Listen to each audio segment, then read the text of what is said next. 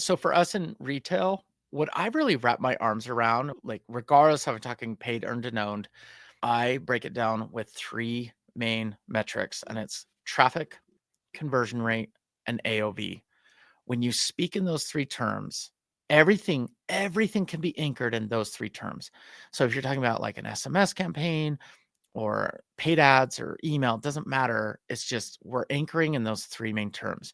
What I found is when you talk to investors, they can wrap their head around those three metrics very, very fast. This is Social Pulse Podcast Retail Edition, your go-to guide to solving your biggest retail social media marketing challenges authentically.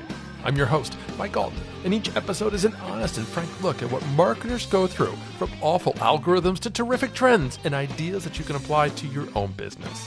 And now, the rest of today's episode.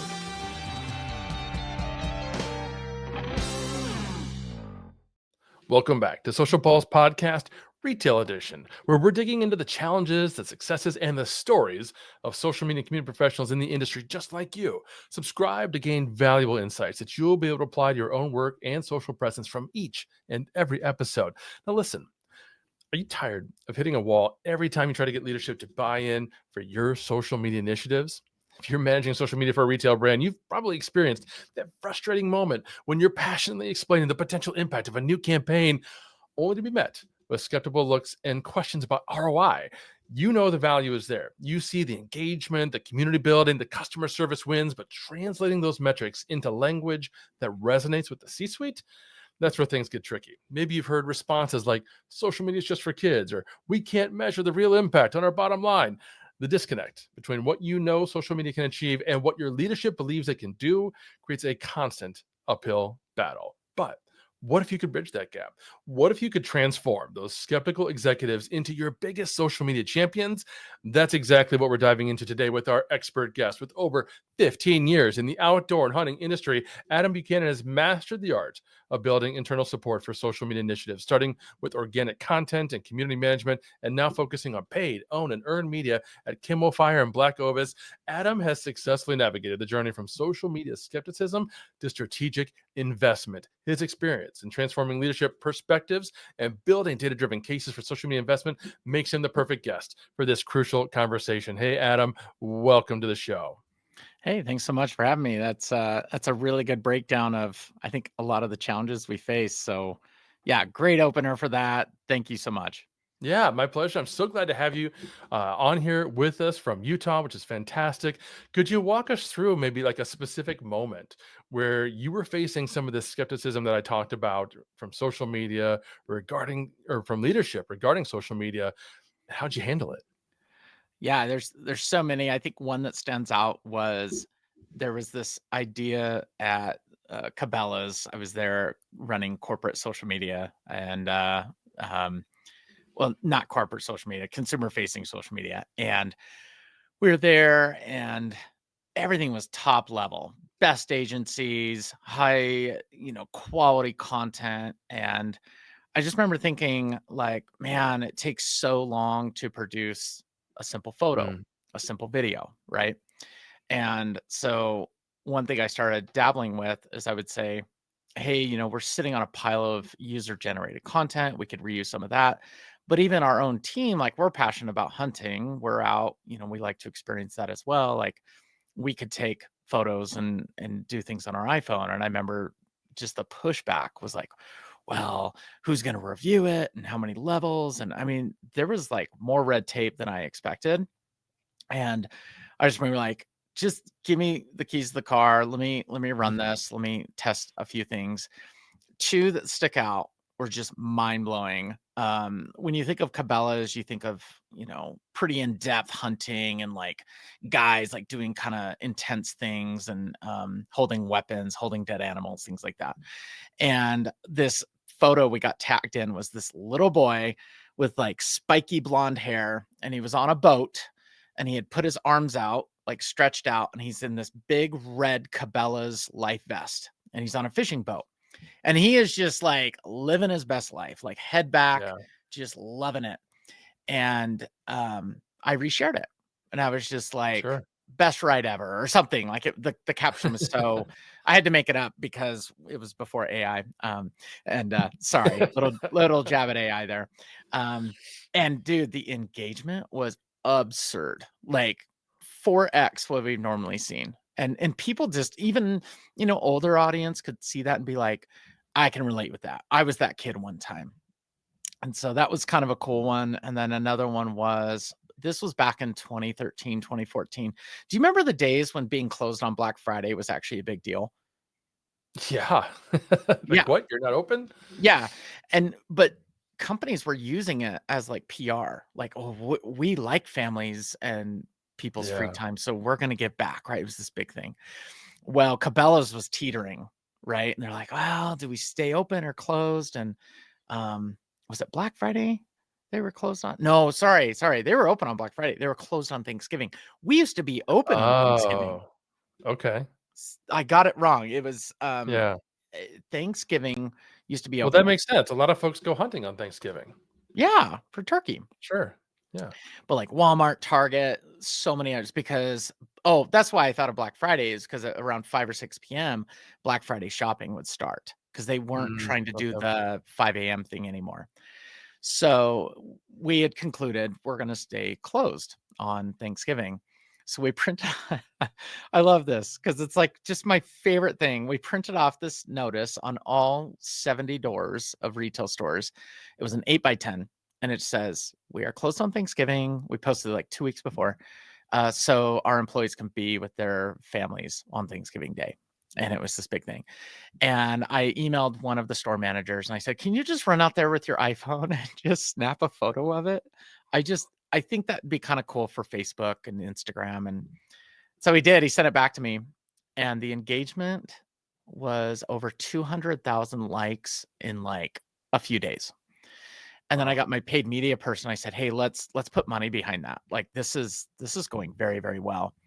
And the thing I love is the Q1 of the next year, someone contacted me and they said, "Hey, we just wanted to let you know, Cabela's had more social engagement than like iTunes and Target and Neiman Marcus." I was like, yeah, whatever. I look at the report and that one post like sent us over the moon. And I was just like, taken with an iPhone, 8x10 sheet laminated on the front door of our retail store. So those are just kind of some fun stories that I like to share. Yeah. So we're gonna get into how you talk to leadership and how you've actually gotten by and to do a lot of that stuff today without having to just do it and pray for forgiveness, right? But before we get Yeah. into that, what are some of the objections? What's some of the pushback that you've actually gotten personally from leadership when you've tried to say, hey, we should do this, that, or the next thing? I think the biggest disconnect is leadership looks at things very comparatively.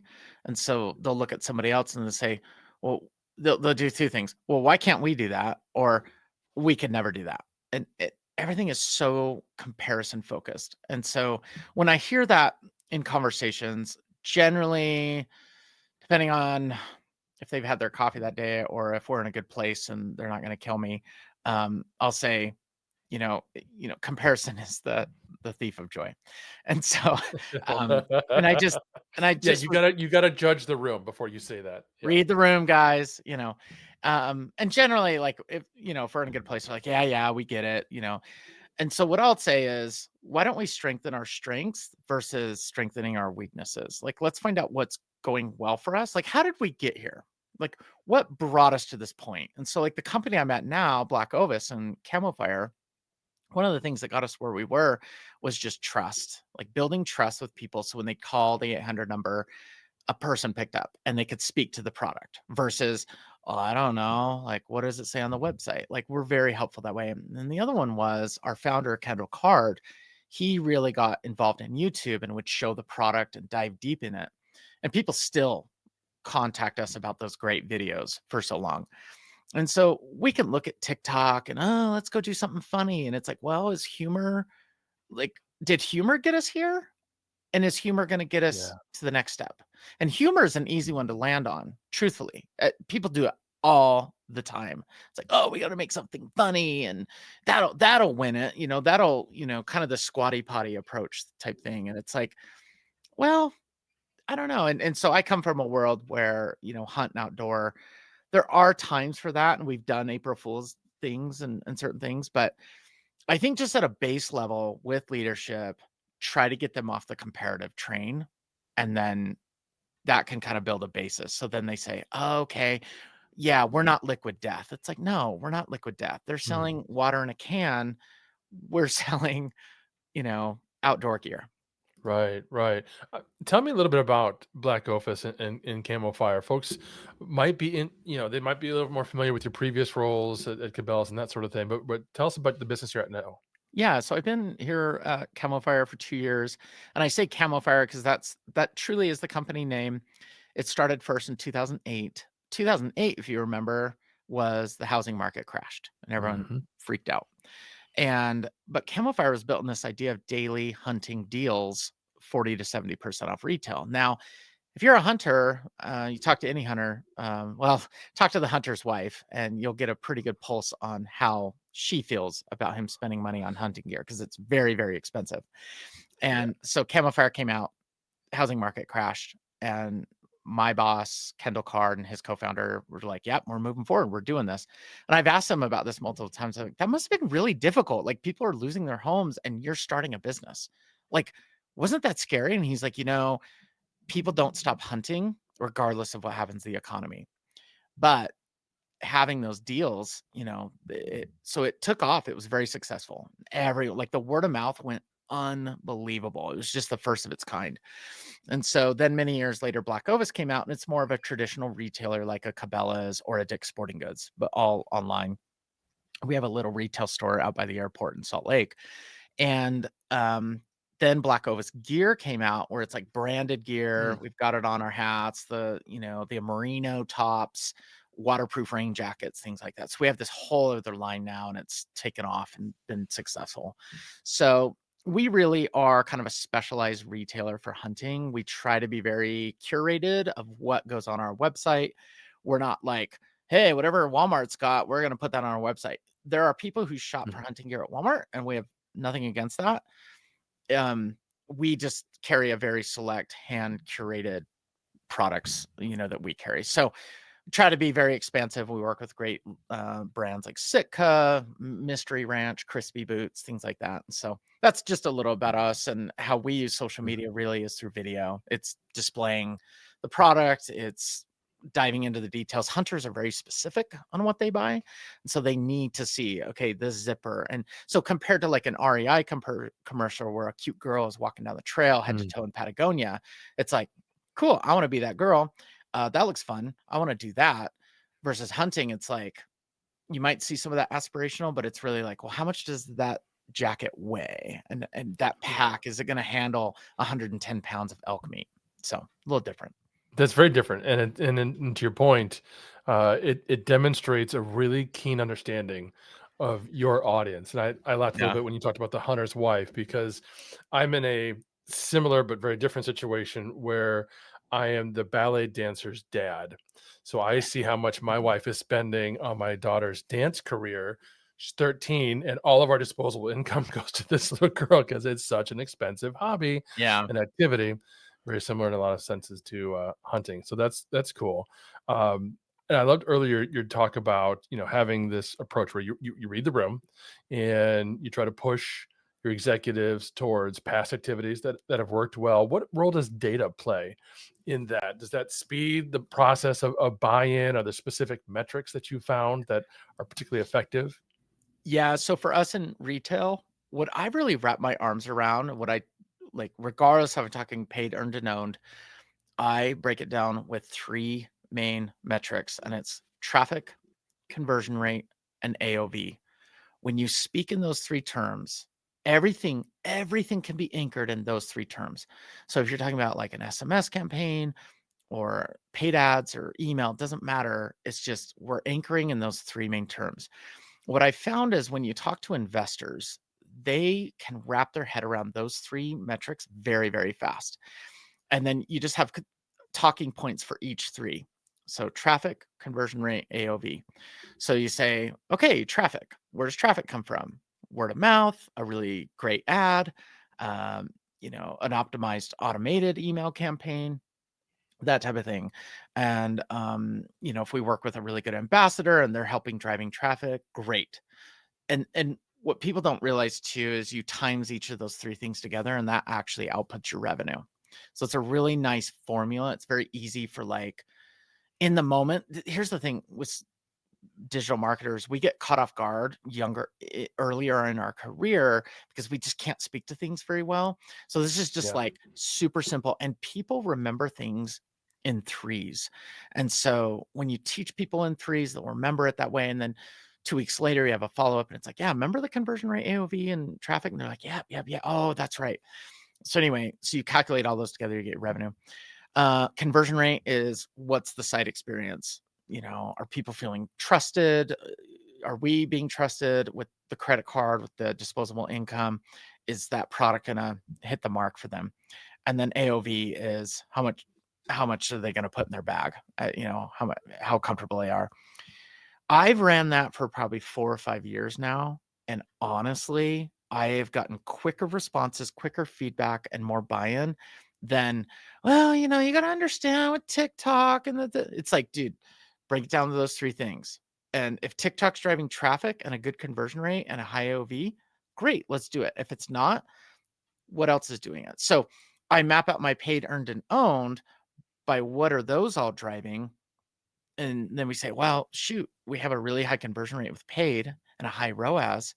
We're not spending enough. We need more money. Oh yeah, well, duh, because and they just get it, and they'll sign those checks. But if they don't understand it, and they don't understand the return on investment, it's just confusing. So if you just simplify it like that, it goes a long way.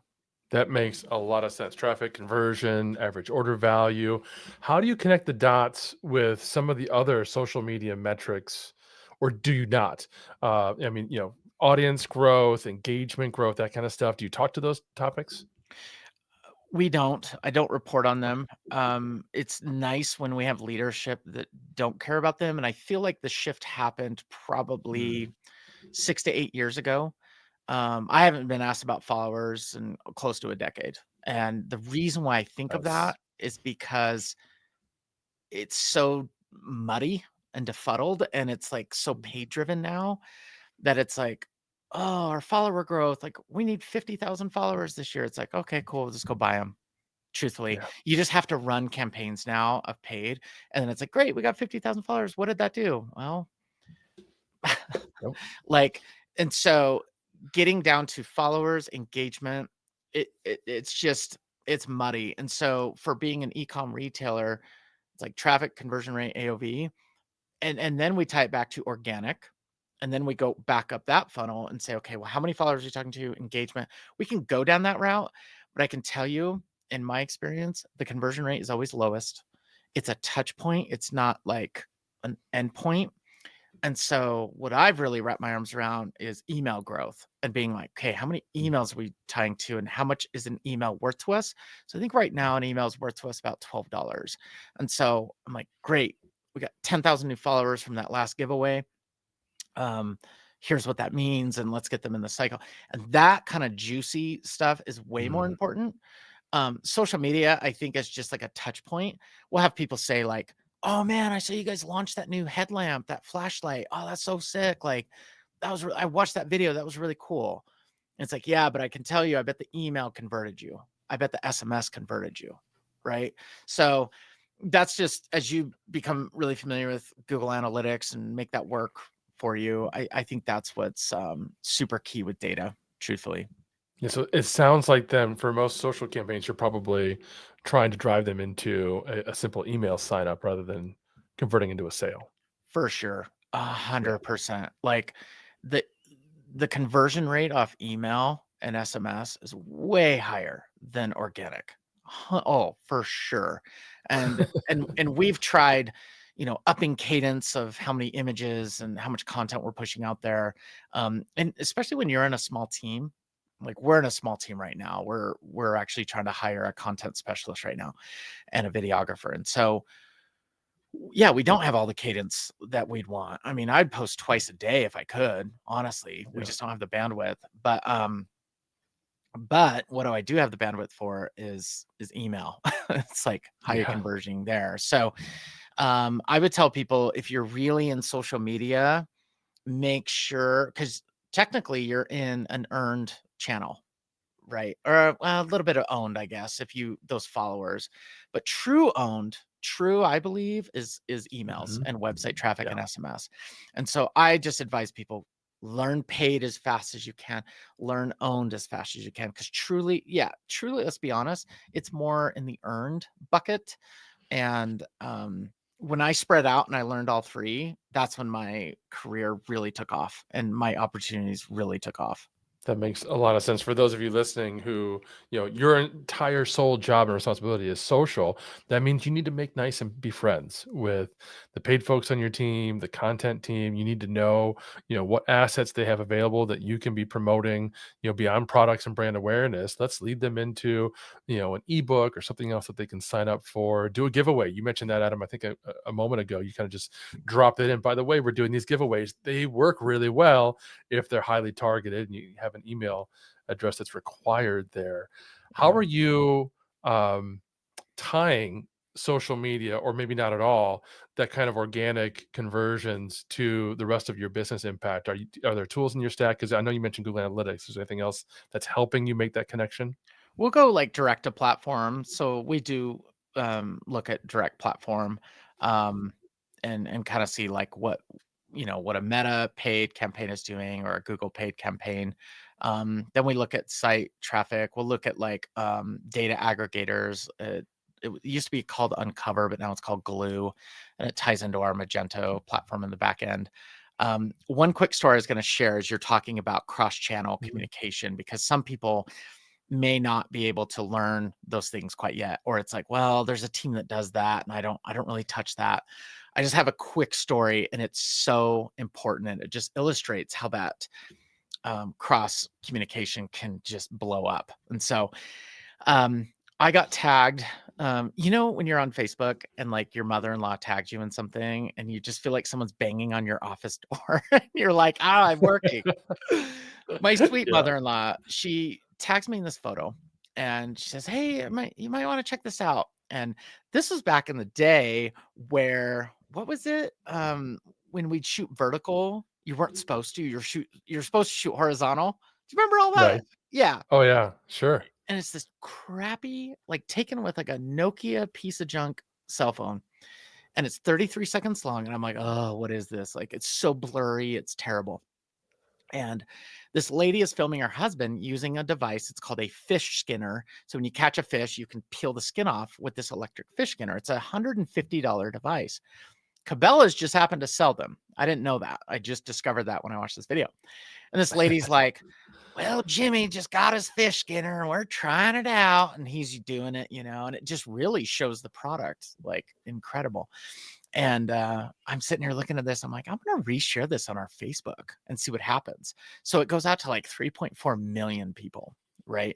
She had already generated 12 million views. This is back in like 2013. So Wow. 12 million views is like Taylor Swift style back then, like if you're to Yeah. ratio it out. So we add on probably 5 or 10 million views over like a few weeks period. I flip my chair around and I look at the paid team. I said, "Hey, something just happened, and I think you guys need to know about it." And I told them the product, we carried it, everything. And they said, "Oh my gosh." And they shifted their paid budgets for that particular item, for that category of word terms.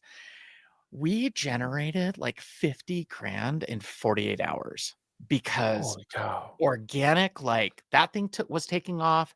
She didn't even post where the item was from. She just said, like, she tagged us in it, but didn't say go buy it here. We added Yeah. the link, but then our search volume like took off.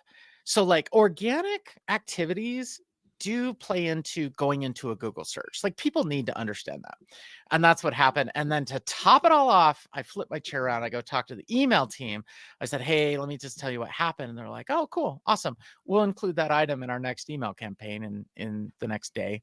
So that tile, got clicked on a ton because people are now seeing. I mean, it was just so orchestrated beautifully. And it was just like that was rad. So things can work together, um, and they should, as they should, right? And so just look for those little things where like don't be so siloed and be like, I think someone else should hear about this. And if they tell you to go pound sand, then okay, whatever. But um, yeah, there's some cool things there. Yeah, and none of those things were on your bingo card for that day. They just happened. No. You weren't planning it, you weren't expecting it, but because you had those relationships, because you could either literally or figuratively, turn the chair around and talk to those folks, Yeah. you were able to make some other things happen, some other machinations happen. Folks, we're talking with Adam Buchanan about why it's so hard to get executive buy-in and some of the ways that you can see success. And we're going to talk tools and more in a moment. But first, let me share with you how Agorapulse can help you win some of those persuasive arguments with data. Actually can't say enough great things about the reporting with Agora Pulse. I feel like that is my job security every month. My clients aren't that active on social media, which is why they have me manage their profiles for them.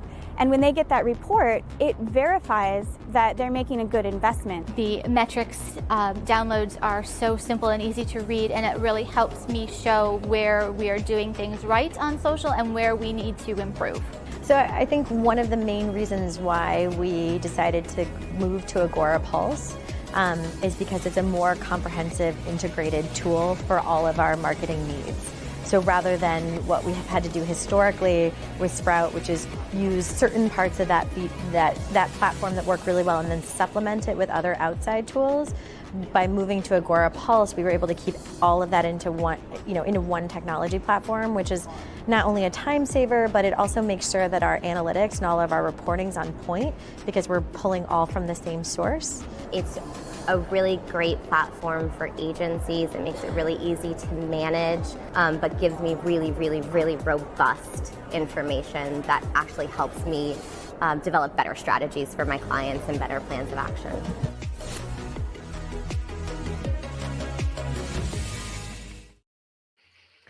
So, Adam, earlier you mentioned as an example, if conversions are coming from TikTok, doubling down on TikTok or so on.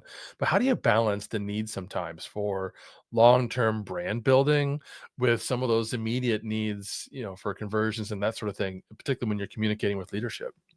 Yeah, I think that's where LTV comes in play. And so we do track LTV.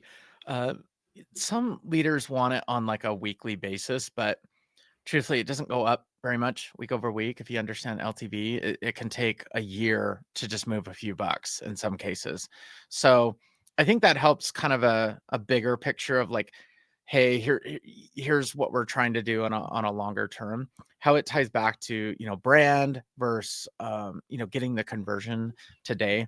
I really tie that back to also like automated email campaigns, like how we're talking to people 3 or 4 times after they kind of enter our ecosystem. So it's really helpful to understand the email side of that journey. We just did a trade show last week here in Salt Lake. It was called Hunt Expo. We had 3 booths, 20 feet by 60 feet each. So a huge footprint. They're all next to each other. And we had a sales goal, right? We're selling product there at the show. And then if we didn't have the product, we would do an online order for somebody. So consumers were very happy. They're enjoying the experience.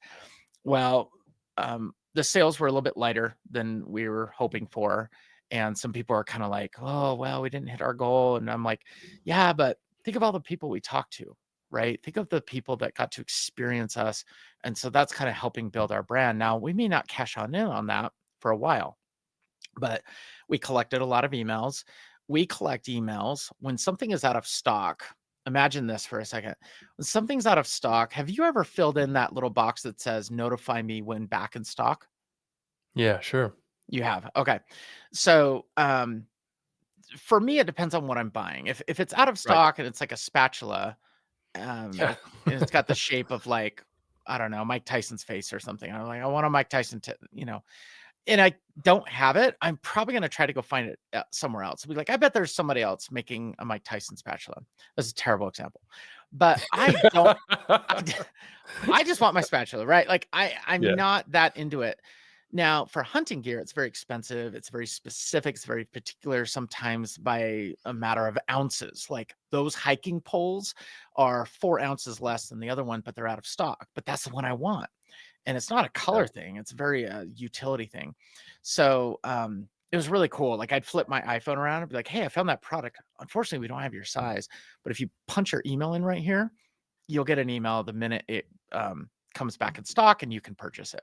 People are like, "Sweet, yeah, heck yeah." They're not like, "Oh, what? I can't get it today." It's like, "No, man, that's Yeah. the boot I want when I go to Alaska to hunt sheep. I'll wait 2 months. I don't care." And they're not and the other thing is they're not bugging us a lot of like, "Hey, when's it in stock?" That type of thing. So I just think brand building in that way is really cool. And then also just like a takeaway versus here's 10% off, go buy something. It's like, no, man, we didn't have that in stock. Punch your email in. That is one of our highest converting email campaigns is a back in stock campaign. People need to look Mm. at that if you're in e-commerce and retail. Like that is like our most religious report we look at. Fascinating. I want to go back to what you're talking about LTV for just a second and help clarify for everyone listening. So, are you actually tracking lifetime value per social platform? So you know what people from TikTok convert at and their LTV? We do have that data. Yes. Wow. I don't watch it that close. Like Yeah. I'll kind of look at it and scan it. Sometimes I don't know, like the trust of data I worry about a little bit. Mm. But yeah, we'll kind of see that and then we can see ROAS by platform and certain things like that. So yeah, we do technically, but I like to do like an all encapsulating just so we don't get so data inundated. It's not a word. We're just making up all kinds of things. Mike Tyson spatulas and inundated. But that's awesome. I love that approach though, because for a different brand, maybe where the numbers are starkly different, that might Mhm. help inform some decisions that they might make. They might look at TikTok and say, "This is not worth the time that we're putting into it. We should Yeah. not be there at all." So I love that advice. What other advice would you give to social media managers who maybe they're just starting that process of trying to build some internal support? Trying to figure out who do I talk to, how do I get buy-in? What would you tell them? First things best advice I ever got, and the thing I implemented was having open office hours. So it depends on where you're at and kind of your structure and the team, but I did this at Cabela's actually, and I would just go book a room and I had this like standing appointment. I invited like 58 people to it. I said, "This is a social media open office hours. You can come in, you can come talk to us." And I was in the Denver office back then. And so the Cabela's corporate was in Nebraska. And so we'd go once a month or so. And so I'd always make sure it was up in Nebraska because that's where a lot of the people were, Mm. all the way up to the CEO. I'm like, anyone's welcome.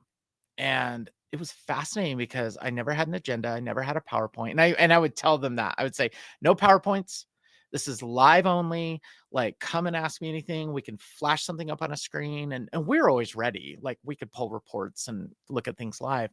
But it was never sit and watch and drone through a PowerPoint. And it saved me a lot of time because I didn't have to make a lot of PowerPoints.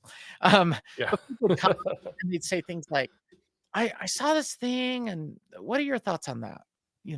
Could we ever do something like that? And sometimes people came with really good ideas. And so I think sometimes Mm. you have to be open as well and not be so like, well, I'm the digital marketer and I know everything and I'm just doing this to check a box to make you feel warm and fuzzy about yourself so you buy into me later. It's like, no, truly be open. And when we've done that, like, we have developed campaigns or social posts around something and if it goes well, it's like, great. If it doesn't go well, it's like, cool. We learned, move on, fail fast and move forward. But when people feel like they're part of the journey, that is huge. That is so huge. That is more successful than, oh, did we hit our numbers this week? Well, no, but long term, as you get a lot more buy-in, you will hit those numbers. And I think it'll go a whole lot better. So that open office hours, I'd tell people out the gate. Yeah, and if you had a campaign that didn't go well, oh, that was Betty's idea. Yeah, br brush it off. No, Yeah. no, folks, do not do that. But that's great advice, and Yeah. I love the idea of getting ideas and resources even from internal stakeholders and other team members. What about external? Are there any thought leaders or other resources that you turn to, or at least you would suggest other people turn to for ideas, social media trends, that sort of thing? Yeah, I think so. I was a consultant for a very long time and did a lot of public speaking and things. And so, I'd work with brands like Hydro Flask, the water bottles, and was able to come in. And there's always this weird conflicting experience with consultants because I think some people look at them like, oh, you're going to come in, you're going to take my job, or you're Mm. auditing what I'm doing. And I would do audits all the time. And I just always try to make myself very clear of like, I'm not coming in to take your job. I like my job. I like what I do. I'm just coming in to help and just give you another dimension of what we're looking at.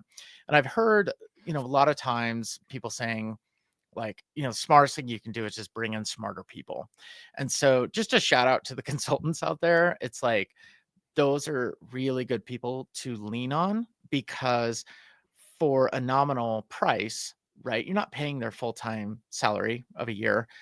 You pay like a retainer or an audit or whatever it might be. You're getting into decades of data and information and insight. So there are a lot of good things out there, I would say. But really, if you want to double down, like get an audit, get somebody, and so I did consulting in the consumer space, outdoor and hunt and things like that. So it was a nice marriage because people would be like, "Oh, sweet, could you come help train my people?"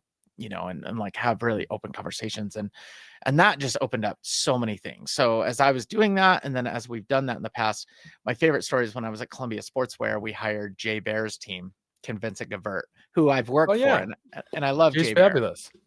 Jay's fabulous. He is the best in the business. And I was there, and they came in, did an audit, and they broke it all down of what Columbia Sportswear should be doing, and just phenomenal. And it was just like great. And it wasn't like, well, shoot, Adam, why didn't you come up with that? Well, dang, so and so, why didn't you come up with it? It's like, no, like you need someone not drinking the Kool-Aid every day to come and give you that fresh insight. And we actually brought Jay's team back at Cabela's, did the same thing. And then I think it was a couple years later, he actually called me and was like, invited me to be on the Convince and Convert team. And it was just the best experience ever. So I just love Jay, love that whole team. And, but that just was a very powerful process. And so I think we need to do that more to be very prescriptive. I worry that sometimes people are getting too much vague information where it's like, go be on TikTok, look at what this fashion influencer brand did. And it's Mm. like, dude, like I need something for my space. So like get into something that's vertically informed for what you're doing. Love that. Great shout out to Jay. We love him. He's a friend and partner, and terrific advice because you're right. Folks who are consultants, they're talking to many, many, many other businesses similar to yours. They can bring in so many perspectives and so much experience and history that us working inside the business, we can't create that. So thanks, Adam, for sharing that. And Adam, this has been so much fun and what a terrific interview. Thank you so much. For folks who want to learn more about you or reach out to connect with you, where should they go?